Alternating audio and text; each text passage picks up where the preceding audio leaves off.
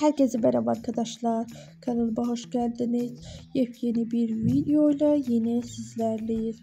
Sizler için sevilen dizi Uzak Şehri sezon finalından yepyeni haberler getirdi. Aliye Cihan ile geri dönecek. Aşk ilanı olacak. Zerre vurulabilir ama net değil. İhtiyar vurulacaktır. Bugünlük benden bu kadar arkadaşlar. Bir sonraki videolarımızda görüşmek üzere. Hoşça kalın. Videoları beğenerek paylaşmayı, yorum yapmayı, abone olmayı unutmayın. Görüşürüz.